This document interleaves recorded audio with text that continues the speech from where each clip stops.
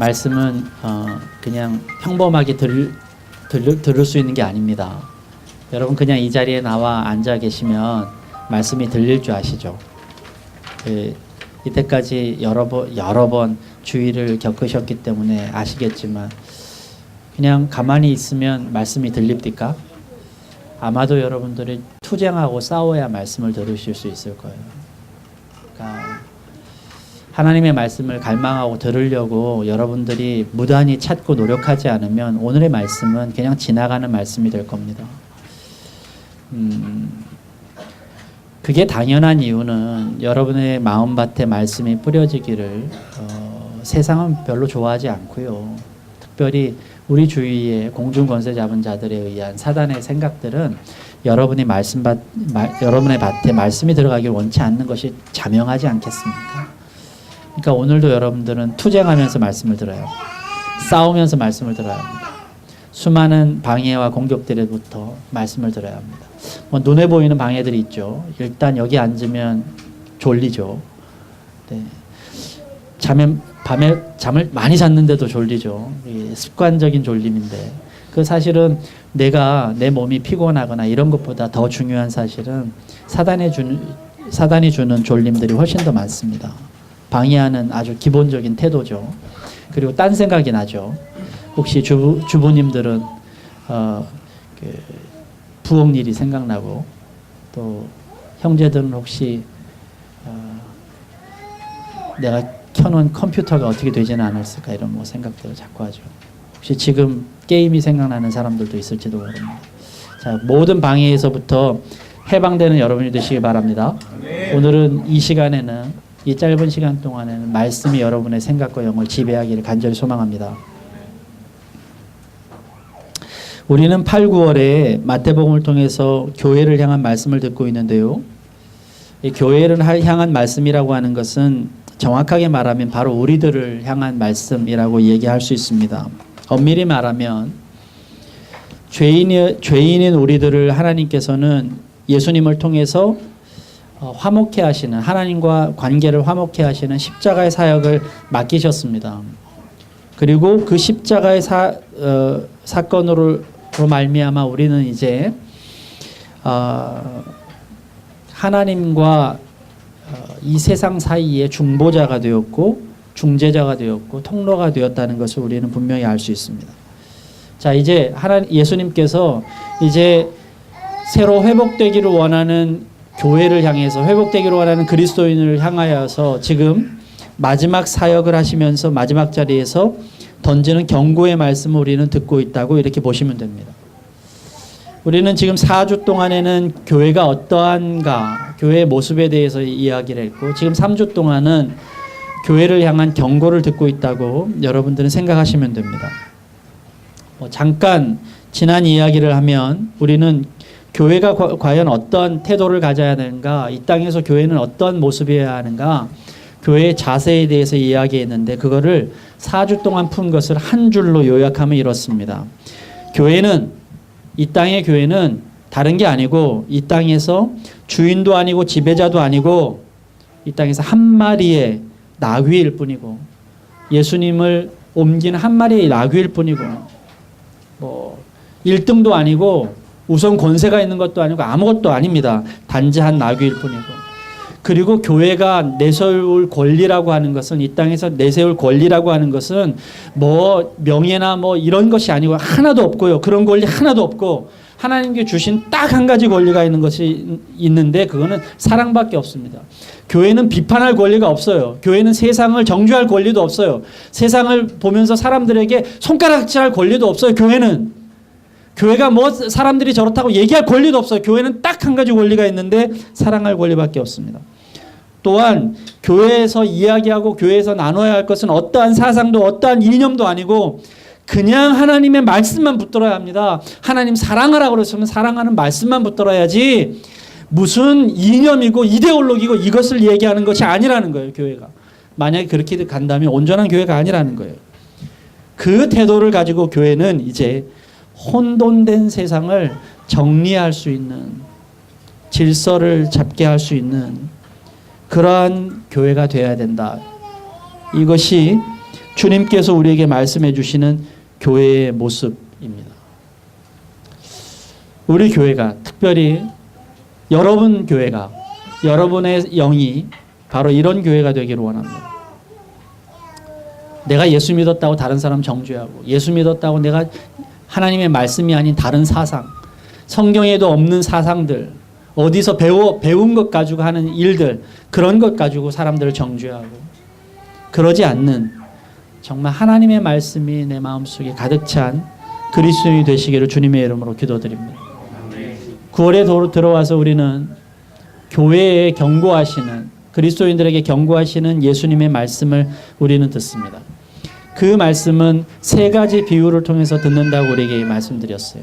지금 3종 세트의 비유, 3종 세트를 지금 듣고 있는데 지난주에는 두 아들의 비유였습니다.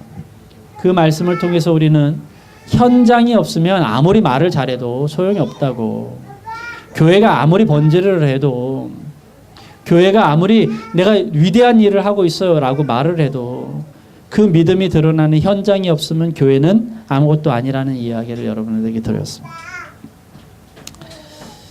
경고는 경고로 받아야 합니다. 행동하지 않은 지성은 죽은 지성이라고 누군가가 말했습니다. 똑같이 야고보서에도 이 말씀이 있습니다. 행동하지 않는 믿음은 죽은 믿음이라고 말입니다. 여러분, 아무리 우리가 많이 알아도요, 그리고 우리가 굉장히 논리적으로 사람들을 비판하고 논리적으로 행하고 이성적이고 냉정하게 이야기하고 심지어는 내가 굉장히 쿨함을 드러내도요, 그 모든 사람들이 보기 좋아하는 모습과 생각과 행동들은 실천하는 자의 모습 앞에서는 빛을 잃습니다.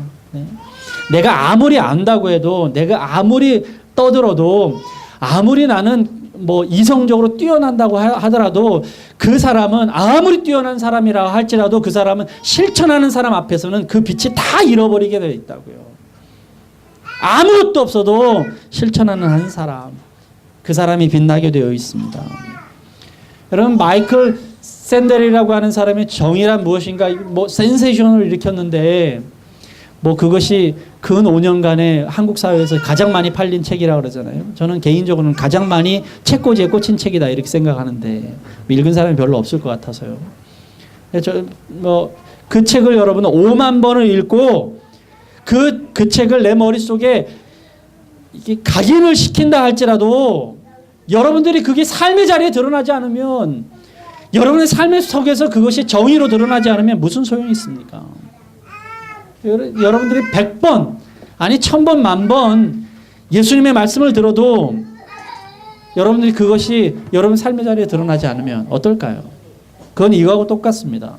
여러분 머릿속에요, 기타 교과서, 기타 교본이 다 들어가 있는 거예요.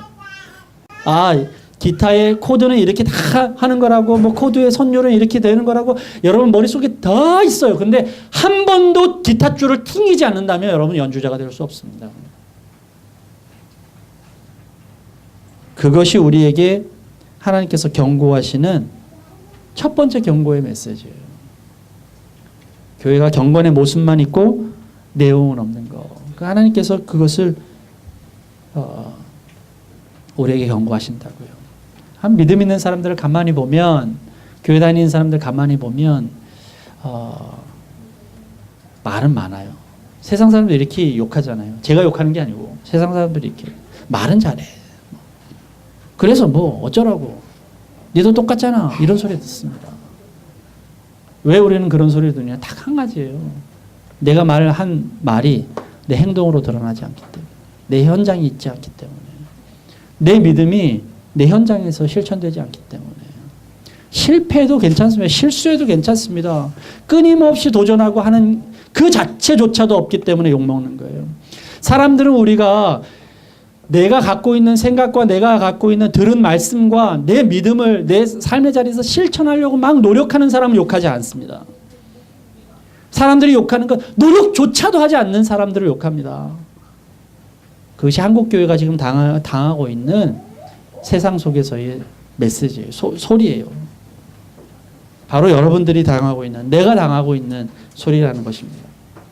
그럼 오늘은 두 두 번째 비유가 불의한 포도원 삭군의 비유입니다. 이 비유를 통해서 하나님께서 무슨 말씀을 우리에게 해주시는지 여러분 그 경고의 말씀을 한번 들어보십시다. 오늘 말씀의 내용은 아주 간단합니다. 주인이요 포도원을 가꿨습니다.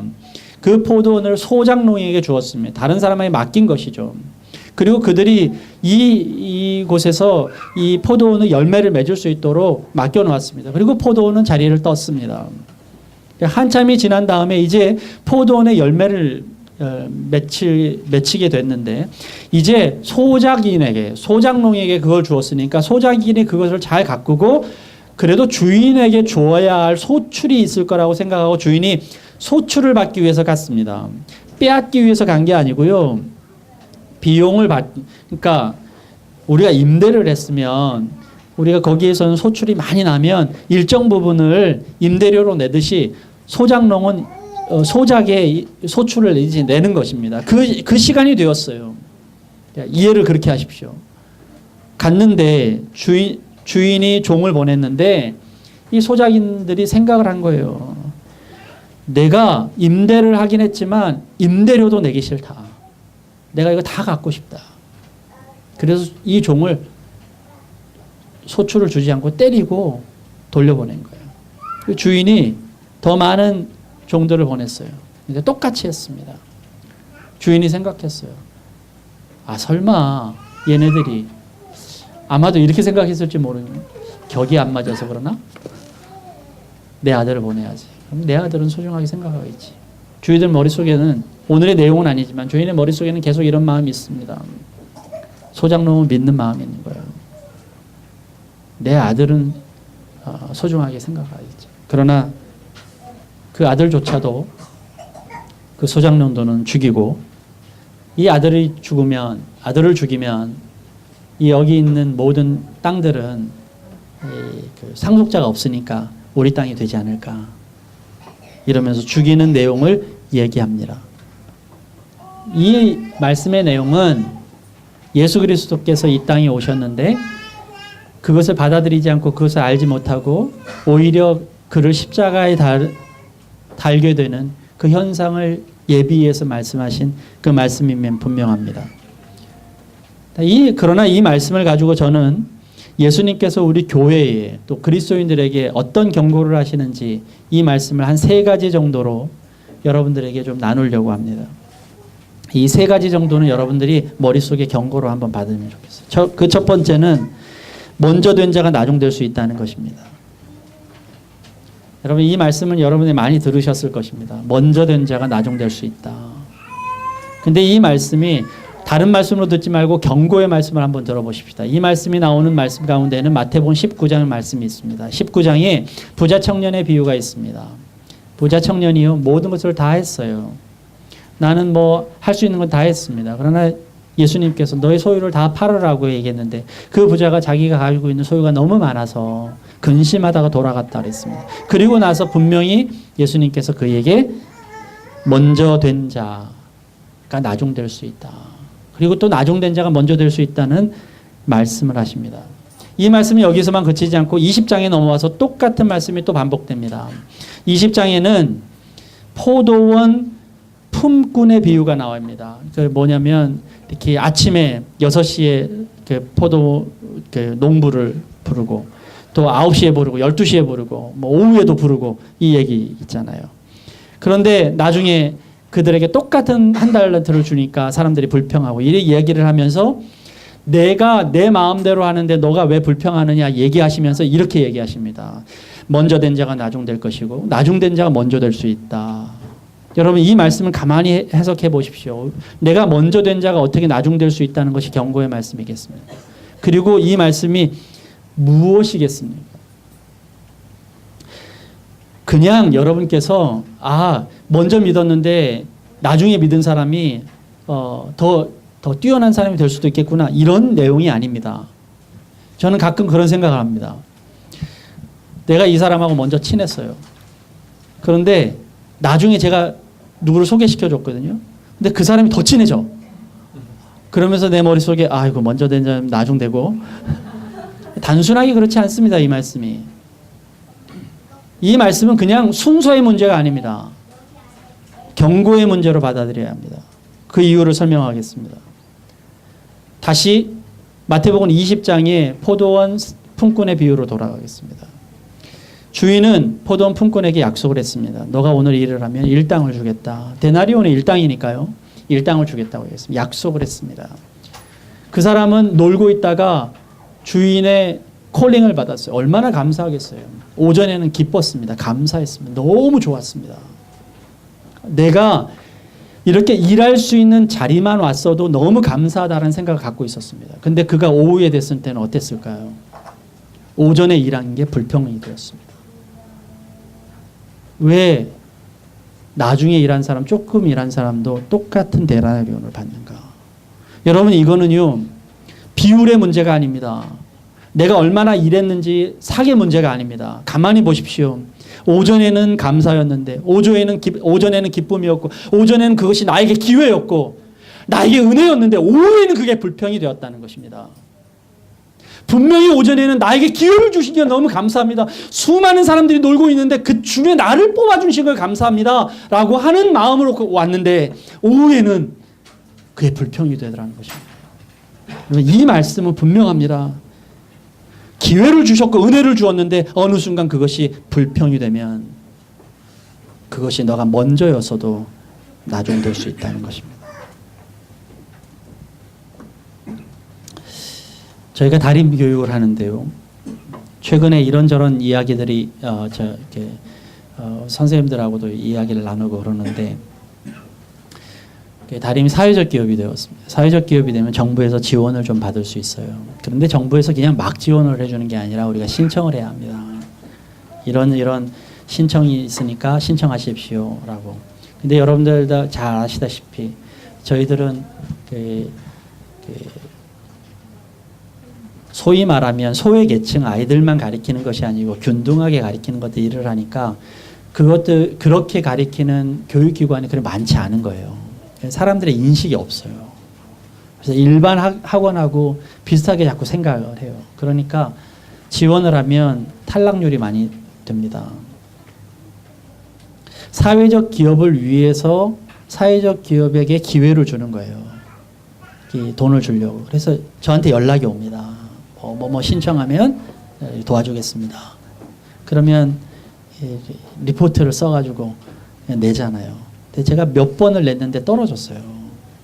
그러니까 최근에 제가 이렇게 저희들이 하고 있는 사역들에 대한 이야기를 나누면서 얘기를 했는데 세상에 5분도 안 들어요.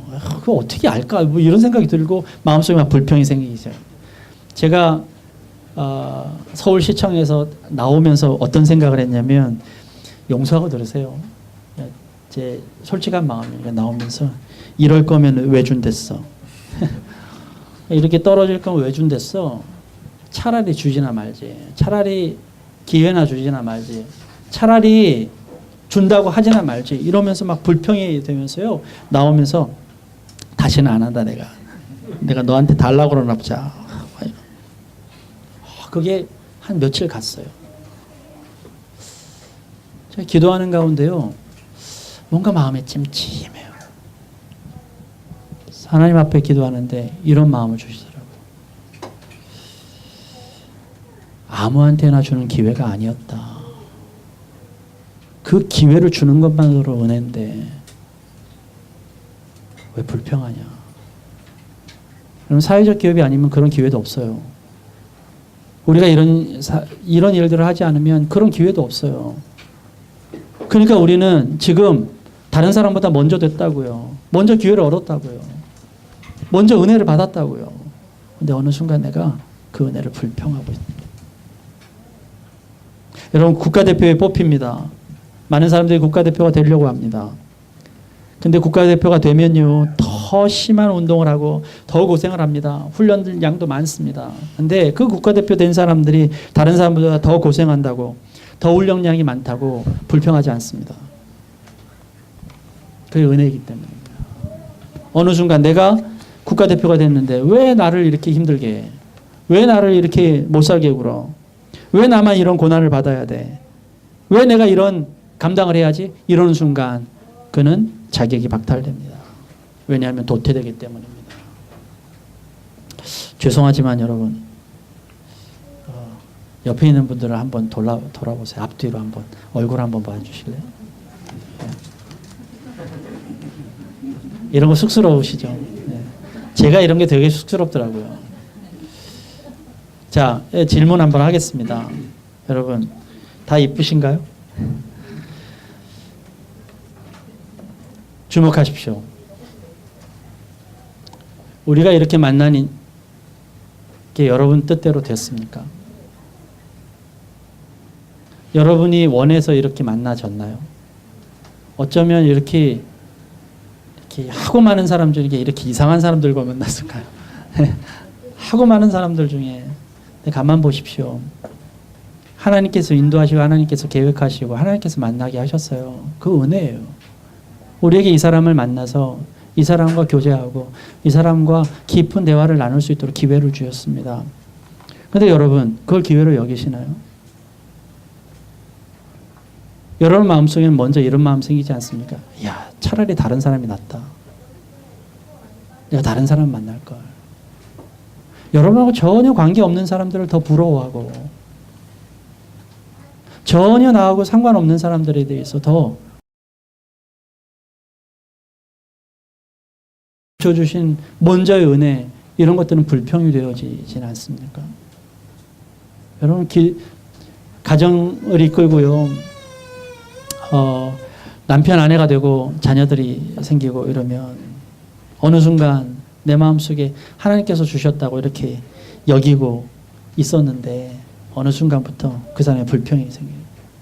왜 이런 인간인가? 우리에게 주신 은혜를요, 그거를 불평하는 순간 우리는 먼저 받은 은혜는 나중이 되어버립니다. 주신 것을 잊어버리지 말아야 합니다. 하나님께서 주시는 은혜를요, 값지게 생각해야 합니다. 주신 은혜를 불평으로 날려버리면 먼저 받은 은혜는 아무 소용이 없습니다. 먼저 받은 은혜는, 내가 먼저 된 것은 아무 소용이 없게 됩니다. 여러분이 먼저 그리스도인이 된 것, 여러분이 먼저 기회를 얻은 것, 먼저 은혜 받은 것, 그것들이 축복이 되게 만드는 역사가 여러분 속에 있어야 합니다. 근데 그거를 잃어버리면 다 잃어버린다는 거예요. 사랑하는 여러분, 여러분에게 먼저 주어진 기회를 놓치지 마세요. 그 은혜로 받으세요. 나에게 주신 은혜로 받으세요. 그걸 불평으로 날려버리지 마세요. 불평으로 내 입술에서 날려버리지 마세요. 하나님의 것으로 붙드세요. 이것이 우리에게 필요합니다. 두 번째 경고입니다. 두 번째 경고는 내가 맺은 열매를 확인할 때가 분명히 온다는 것입니다. 오늘 본문을 보십시오. 오늘 본문을 가만히 보면 주인이 그 소작농에게 오는 시기가 있습니다. 어떤 시기냐? 그때는 열매를 다 맺고 이제 그 열매의 소출이 되어져 있을 시기에 결산할 때 오신다는 이야기입니다. 이 이야기를 가만히 생각해 보면 이런 것입니다. 하나님의 사명을 맡은 존재로서 우리가 있는 건 분명하지만 하나님의 사명을 맡은 것만이 끝이 아니라는 것입니다. 내가 사명을 맡은 것보다 더 중요한 것은 그 사명을 잘 감당하는 것입니다. 자, 이 소작농이 그 소작을 맡은 그 기회를 받은 것만이 중요한 것이 아니라 하나님이 와서 확인하는 시간은 뭐냐면 이 사람이 열매를 맺은 시간이었다는 것입니다. 여러분에게 재능이 있습니다. 여러분 재능 받기를 원하시죠? 재능을 충만한 재능이 있기를 원하시죠? 그래서 재능을 갖겠다고 재능을 달라고 많이 기도를 하셨을 것입니다. 근데 여러분 재능을 받았다고 치십시다. 받은 게 더 중요하십니까? 아니면 그 재능을 드러내는 게 더 중요하십니까? 많은 사람들 가운데요, 달란트를 받았어요. 재능을 받았어요. 하나님께서 그 재능을 주셨어요. 그런데 가꾸지를 않습니다. 재능을 써먹지를 않습니다. 그래서 그것이 다 버려질 때가 있어요. 제가 오래전에 여러분들에게 그러한 예화 설교를 드리지 않았습니까? 우리 교회는 오래 이 교회에 다닌 분들이 계셔서 제 예화를 많이 들으셨을 거예요. 저희 어머니 말이죠. 저희 어머니는 목사 사모가 된 이후에 되게 조용한 분이시라고요. 뭐 별로 이렇게 드러나지도 않으시고 교회에서도요 사모라고 이렇게 드러나는 경우가 별로 없으시면 그런 분이세요. 근데 이분이 느낀 게 하나 있다고요. 어느 순간부터 나에게 하나님께서 주신 신유의 은사가 있구나 이런 생각이 들어요. 그래서 누군가에게 기도하고 손을 얹고 기도하면 그가 나았다는 얘기를 계속 들으면서 혹시라도 이런 생각을 하셨대요. 근데 이분이 이렇게 뭐 굉장히 이렇게 행동적이신 분이 아니거든요. 굉장히 조용하고 소극적이신 분이라고요. 그러니까 그 이야기를 잘 안 하셨는데 저희 아버님도 아셨던 모양이에요. 그게 느낀다고요. 같이 살면 그게 느껴져요. 이 영적인 그 능력들이. 그러니까 아버님이 꼭 누가 아프시면 그리고 기도해야 할 때면 우리 어머니를 데려가셨다는 거예요. 제가 기억하시죠? 저희 아버님이 굉장히 많이 아프셔서 열도 많이 나시고 그러실 때 그 밤에 저희 아버님이 어머니를 보셨다. 그리고 그때 아버님이 어머니에게 당신이 신유의 은사가 있으니 나를 위해서 기도해 달라고. 저희 어머니가 아버님 되게 어려워하시거든요. 나이 차이도 한 9살 정도 나고 그 당시에 그럼 굉장히 어려워하시고 저희 아버님이 좀 어렵게 하시는 분이에요 또. 그 어머니가 아버님한테 뭐 말도 잘 못하시고 막 이러셨어요. 조용하신 분인데다가 아버님도 또 그러시니까 이 갭이 굉장히 크셨던 분이에요. 근데 그 어머니에게 아버지가 아니 그 머리에 얹고 또 저희 어머니 아주 순전한 기독교인이시라서 목사의 머리 위에 손을 얹고 기도하는 건 있을 수 없다 뭐 이런 생각을 갖고 계신 분이었거든요. 근데 내 머리에 손을 얹고 기도해 달라고 그러니 어머니가 당황을 하신 거예요. 그래서 어머니가 딱 이렇게 얘기를 하시는 거예요. 나 같은 게 무슨 신유의 은사가 있냐고. 그런 소리 하지 말라고. 근데 그 이야기를 제가 어떻게 알았는 줄 아십니까? 제가 목사 안수를 받고요. 어머니 별로 그런 얘기 안 하셨는데 조용히 저를 부르셔서 그 얘기를. 영서가 하나님이 주신 거를 부정하지 마라. 부인하지 말아라. 하나님이 주신 은혜를 넌 달게 쓸 줄 알아야 된다. 왜냐하면 그 이후부터 하나님 우리 어머니 마음속에요. 갑자기 뭔가 이렇게 자신의 몸에서 빠져나가는 느낌을 받으셨다는 거예요. 그리고 그 다음서부터 누가 아프다는 이야기에 마음이 이렇게 열리는 것을 느끼지 못했다. 그 이야기를 하시면서 한편적인 아주 그 작은 예화이긴 한데 이 어머니에게는요 주신 은혜에 대해서 내가 그것을 써먹지 못하는 게 있는 거예요. 여러분 중요한 사실은 받은 게 아닙니다. 받은 것보다 더 중요한 사실은 그것들을요 행하는 것입니다. 여러분의 재능이 펼쳐져야 합니다.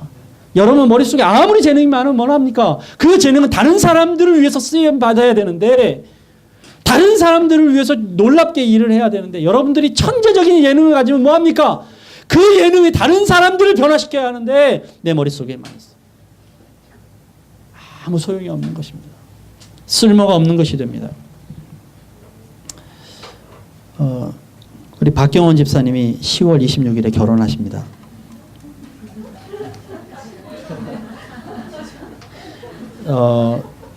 우리 교회에서는 그 번개불에 콩고 먹는 사람 많습니다.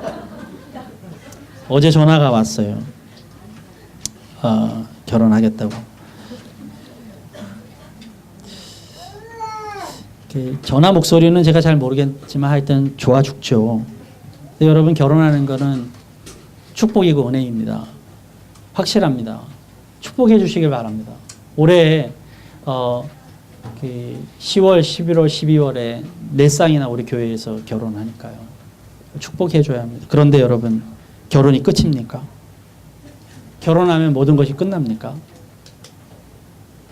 많은 사람들이 결혼을 위해서는 기도를 열심히 하는데 결혼하고 난 다음에는 끝인 줄 알고 기도를 하지 않아요. 여러분 결혼이 중요한 것은 결혼이 아니고요. 결혼 생활입니다. 부부를 만들어 주셔서 그 부부가 얼마나 아름답고 얼마나 하나님의 뜻에 따라서 살아가는 그게 우리에게 중요한 것입니다. 우리 교회의 자연적인 부흥 성장 하나님 참 감사하셔서 우리가 다른 데에서 사람을 안 데려오니까 태중의 교인들을 자꾸 만들어 주시잖아요. 얼마나 감사해요. 근데 여러분 임신한 것이 아이 가진 것이 중요한 사실입니까? 아이 가진 것이 여러분 은혜이고 축복입니까? 그래서 감사해서 이제 끝났습니까? 여러분 자녀를 어떻게 키우고 그 자녀가 어떤 열매를 맺게 하는지가 부모에게 있는 소출이에요. 소출. 열심히 기도하면서 입학하게 해달라고 기도했던 사람들이 입학하니까 끝이에요. 눈물로 기도하던 결혼하니까 끝이고요. 여러분 사울이 왕이 되었다고 다 끝난 것이 아니었습니다. 하나님께서 왕으로 세우셨으면 왕답게 살아가는 거예요. 그것이 하나님이 원하시는 겁니다. 우리가 교인이었으면 끝나는 것입니까? 교인이었으면 교인답게 살아가는 거예요. 우리가 믿음의 사람이 되었고 구원의 사람이 되었으면 구원자답게 살아가는 것이고 리더가 됐으면 리더답게 살아가는 거예요. 그리스도인은 명예직이 아니에요. 명찰이 아니라는 거예요. 내가 그리스도인이에요 명찰 가지고 천국에 갈 수 있는 게 아니라는 것입니다. 하나님 앞에 분명히 열매를 확인할 때가 올 것입니다. 아직 여러분 구원이 다 끝난 것이 아닙니다. 교인 등록으로 목사가 되었다고 제사장이 되었다고 다 끝난 것이 아닙니다. 나에게 맡겨진 사명을 다하고 달려갈 길을 다 달려간 이후에 그때 예수님 오셨을 때에 그때를 인내하고 기다리는 그 삶이 우리에게 필요합니다. 다 끝난 것처럼 조금 일을 하다가 풀썩 주저앉고 내 믿음은 여기서 끝났나 봐 끝나고 그런 것이 아니라는 것입니다.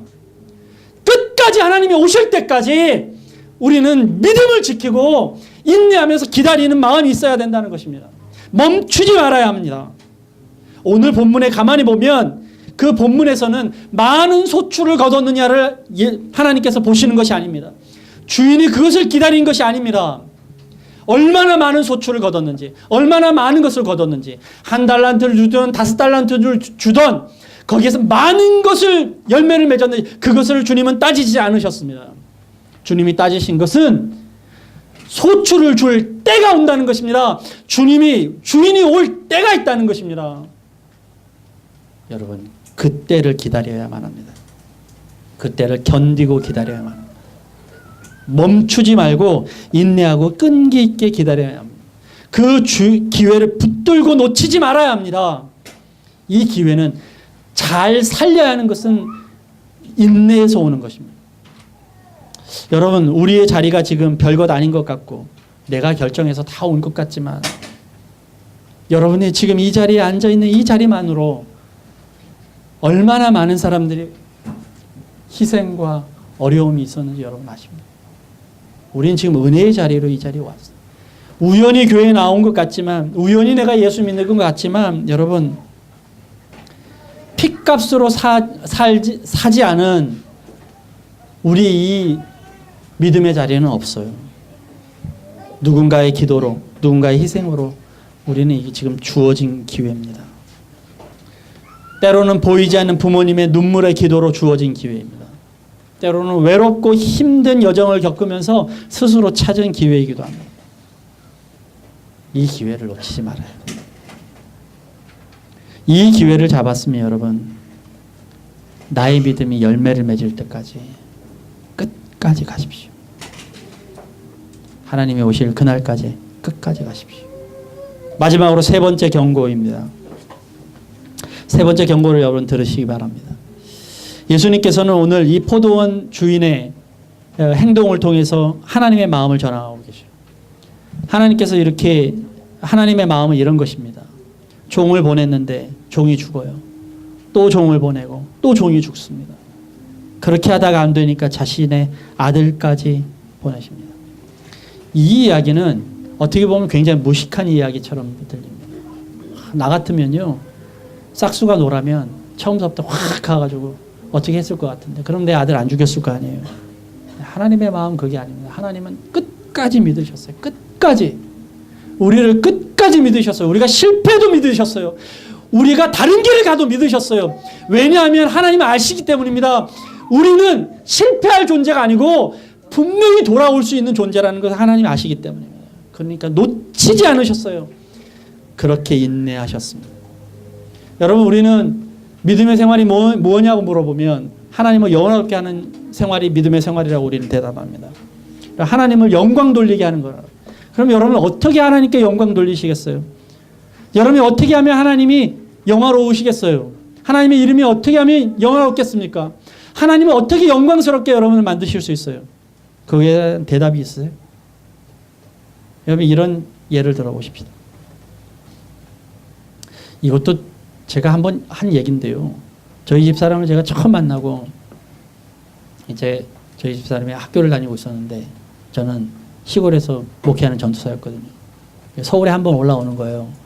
월요일에 한 번. 그래서 월요일에 만나야 이제 일주일에 한 주 만나고 이제 시골에 내려가는 거예요. 얼마나 기다리고 그러겠습니까? 방학 동안은 괜찮은데 방학이나 학기 중에는 학교가 끝나야 되는 거예요. 제가 집사람하고 스쿨버스가 내리는 그곳에서 만나기로 했어요. 말씀드렸잖아요. 제가 강남역 지하에서 만나기로 했다고. 대학생 때 강남역 지하에서 강도를 만난 이후로 한 번도 가지 않았던 그 강남역에 대학생 때 제가 거기서 강도를 만났거든요. 근데 안 오는 거예요. 1시간을 기다려 2시간을 기다려요. 여러분 지금 같으면 전화하면 되지 이럴 텐데 전화가 없어요. 그때 요즘에는 똑같은 얘기가 있잖아요. 6.25 때 굶었다 그러면 라면 끓여 먹으면 되지. 저희 대학생 때만 해도 컴퓨터 별로 없었고요. 컴퓨터도 없었고 핸드폰은 더더욱 없었어요. 그러니까 꼼짝없고 기다릴 수밖에요. 2시간, 3시간이 지나는데 마음이 불안한 거예요. 무슨 일이 생기진 않았을까. 나중에 보니까 학교에서 교수님을 만나는 것 때문에 학교 버스를 놓치고 뭐 그래서 좀 늦었어요. 제 기억으로는 서너 시간 기다린 것 같아요. 아마 저는 7, 8시간 얘기하고 싶지만 기억이라는 거는 다 자기가 생각하고 싶은 거잖아요. 집사람하고 얘기하면 아마 집사람은 1, 2시간이었을 거예요. 하여튼 그런데 만났어요. 여러분 제가요 2, 3시간 기다리고 3, 4시간 기다려서 만났어요. 만약에 제가 3, 4시간, 4, 5시간 아니 10시간을 기다렸는데 만나지 않았으면 그거는 그냥 지나간 시간이에요. 근데 딱 만나니까 제가 기다린 시간이 그게 값어치가 있는 시간이 되는 거예요. 만나니까. 여러분 하나님께서 인내하세요. 우리를 끝까지 기다리세요. 하나님께서 인내하세요. 그 시간을 나를 기다리시는 그 하나님을 영화롭게 하는 유일한 방법 딱 한 가지예요. 그분이 기다리실 때 만나는 겁니다. 그분이 나에게 오실 때 내가 영접하는 것입니다. 그래서 세 번째 경고는 이것입니다. 이사야서 55장 6절의 말씀 그대로입니다. 너희는 여호와를 만나면 할 때에 찾으라. 가까이 계실 때 그를 부르라. 여러분 주님이 가까이 계실 때 여러분 주님을 만나시기 바랍니다. 주님이 기다리실 때 주님을 만나시기 바랍니다. 제가 이렇게 얘기해 보겠습니다. 여러분 주님이 가까이 계시지 않습니까? 이럴 때에는 다른 비교를 해서 얘기를 해야 해요. 저는 중국에서 북한 사역을 했습니다. 그래서 북한에서 가정교회가 모이는 것을 제가 알아요. 그 가정교회가 얼마나 어렵게 모이는지 제가 압니다. 예수님의 말씀을 들으려고 해도 아니면 성경책을 같이 읽으려고 해도 정말 목숨 걸고 이 일을 해야 합니다. 그들은 이렇게 자유롭게 찬송할 수도 없고 소리내서 찬송을 할 수도 없습니다. 제가 알고 있는 한 가정교회 모임은요, 찬송을 하고 싶은데 찬송을 못해서 어떻게 찬송을 하는지 제가 들었어요. 제가 가보지는 않았으니까 그 이야기를 들려준 사람이었어요. 찬송가를요, 모든 사람들이 글자를 써가지고 찬송 글자를 써가지고 모든 사람들이 손을 들고요, 소리를 안 내고 찬송가를 딱 모든 사람들이 손가락을 들고 입속으로는 소리를 내지 못하니까 손가락을 들고 그러면서 사람들이 다 울면서 찬송한다는 이야기를 제가 들은 적이 있어요. 얼마나 어렵게 예배를 드리는지 몰라요. 그거에 비하면 우리는 얼마나 하나님이 가깝습니까? 그거에 비하면 하나님의 말씀을 들을 기회가 얼마나 많습니까? 하나님이 나에게 가까이 오셨고 나를 부르고 계신데 우리는 그 기회를 못 잡아요. 그 기회를.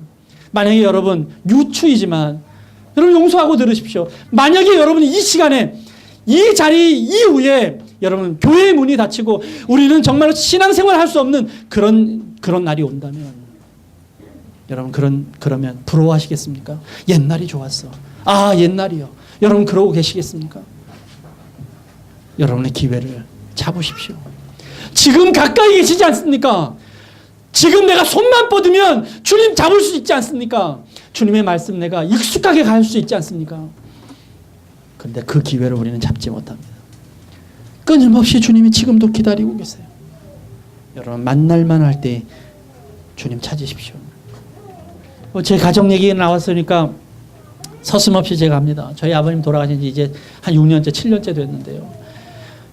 요즘에 뭐 돌아가시고 나니까 아버님 많이 생각나요. 저 아버님 살아계실 때 자주 찾아가 뵙지 못했거든요. 가족이 다 그래요. 좀 좋은 아버지였으면 좋겠다, 뭐 좋은 엄마였으면 좋겠다, 뭐 이런 생각을 하면서 자라나잖아요. 아까 제가 그랬잖아요. 하나님 주셨는데 굉장히 불평해요, 불평. 그러니까 그게 은혜가 안 되는 거예요. 요즘에는 아버님 살아계실 때 제가 아버님 귀에다 대고 진짜 직접적으로 사랑한다는 말 좀 했으면, 저 사랑한다는 말 잘하거든요. 근데 왜 저는 결혼하기 전까지는 사랑한다는 말이 그렇게 입에서 안 나왔는지, 왜 가족만 보면 그 얘기가 안 나오는지. 예?